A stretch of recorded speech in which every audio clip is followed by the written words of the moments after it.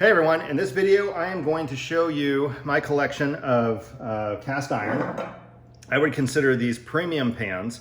By premium, they're all in the $100 range and they all have something unique about them that a company like Lodge, for instance, doesn't do. So, is there anything wrong with Lodge? No. You could take a Lodge pan and you could put it on a lathe and you could spin it and you'll end up with something like this. You could take a Lodge pan and you could sand the hell out of it with abrasive and you would end up with something like this. I don't know how you would take a Lodge and make it into a Stargazer because it's kind of in a different league, but that's the difference. That's what I mean by premium pan. That Lodge skillet, it's gonna cook, no question about it. But if you have the money and you're into this stuff, I'm a little bit of a geek when it comes to the technology and the craftsmanship behind these pans. Then, you might thoroughly enjoy them. I know I do. So I'll explain the difference between this type of surface and why you end up with, this mirror finish, but after one acidic cook, this, looks like it does.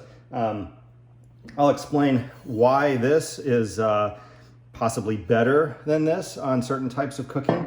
And then we'll go into a little bit of detail on the Stargazer and how they make it, and then the differences between the new Stargazer finish and the original Stargazer finish. So stay tuned, and we'll go through each one of these pans.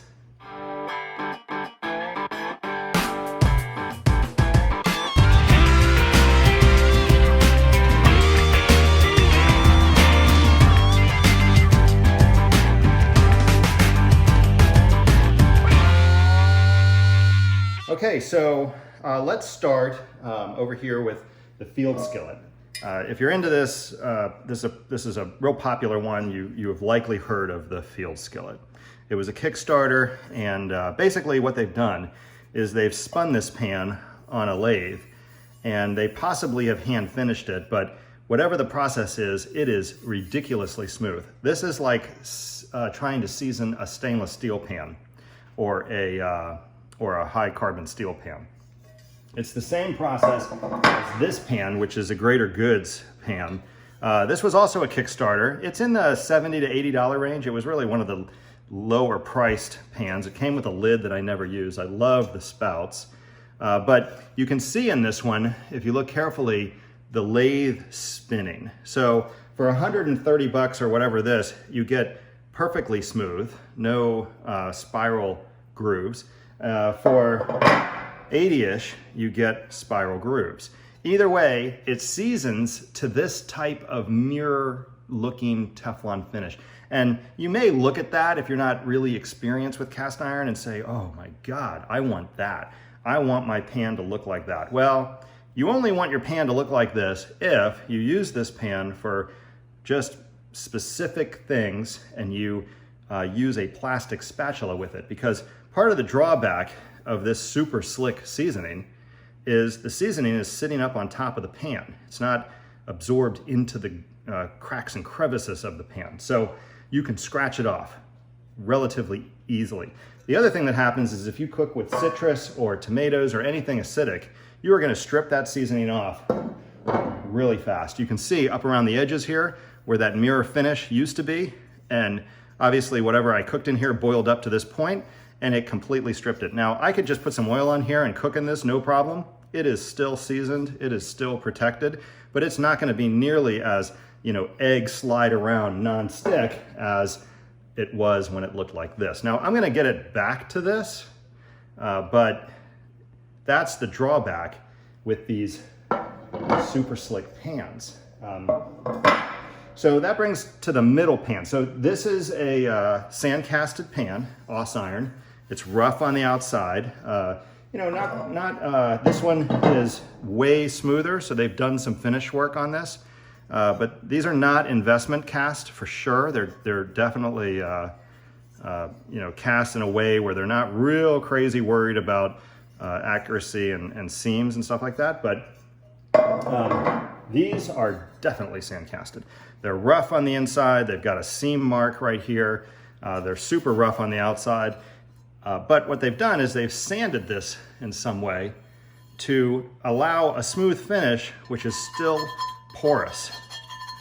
And that just plain holds seasoning better. Now, you need more oil and more skill to float an egg around in this pan than you do with this pan, but you're not gonna scratch the surface off of this with a metal spatula or metal tongs like you are with a mirror finish like that. So some people would say that this is better. I say that it's better depending on what you're doing.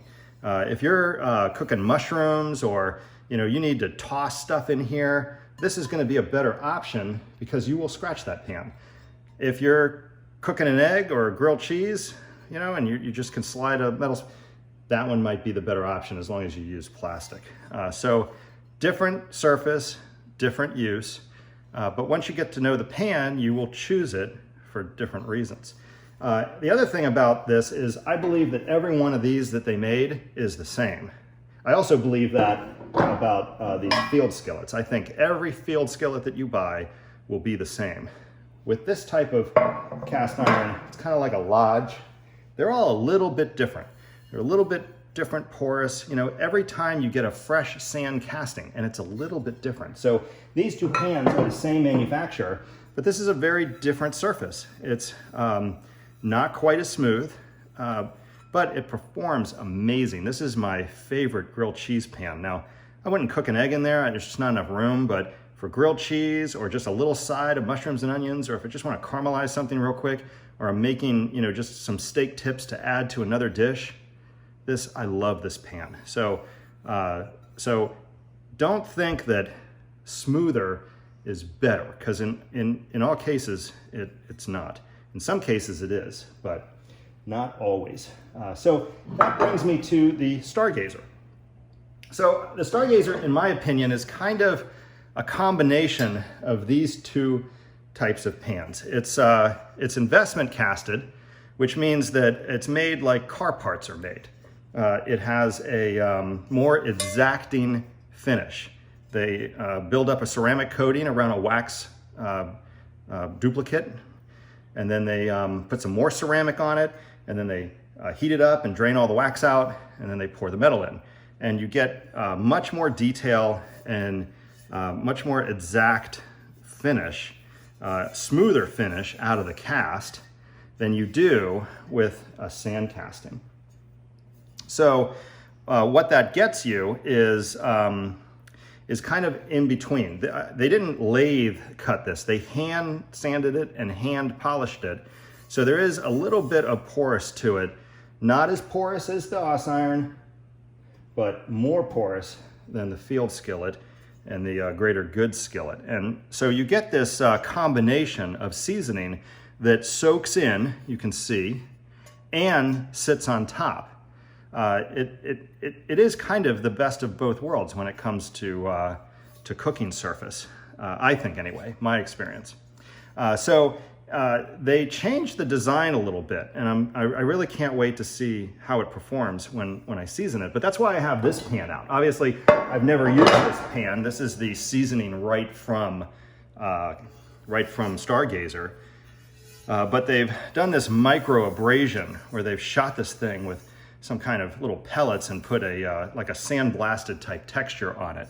And I can tell you just from looking at it that it is similar to the smoothest parts of the Aus iron pan, but it's uniform through the whole surface. So you can see on this one, it is slicker right here. And then as it comes up, it gets a little bit rougher, and you can see the change in the seasoning. And then of course the sides are much rougher, and they have a different type of seasoning. The seasoning has adhered to the metal differently. I think that this pan is going to be just like the sweet spot of this Aus iron pan. And this would be the closest thing that I've ever used to a 100-year-old Griswold pan right there. They have duplicated 100 years of use right in that sweet spot. And based on the way this feels and looks, I think I'm going to experience the same thing with this new Stargazer. So I'm about to re-season everything and throw that in my grill. Please subscribe, because I'll show you how I do that. I actually do it on a pellet grill. I I can fit all these pans in there at the same time at about 500 for an hour and get them all back to ground zero when it comes to seasoning. This one I'm gonna have to do a little bit extra work on. I'll have to heat this pan and wipe it and smoke it off, and I'll probably have to do that 8 or 9 times just because of the way that this seasons up. But I wanted to just show you my experience with these pans before I got them back to perfect, because this is real world right here. This is what you can expect if you're just kind of an average Joe and you just do, you know, regular cooking because you like to. This is what you can expect. So thanks for watching. Please subscribe. And next up, we'll do the seasoning in the Traeger, and then I'll do a separate video on just the 2 stargazers. I really want to show you the difference between the original Kickstarter finish and their new micro finish. So stay tuned. Thanks for watching. Please subscribe.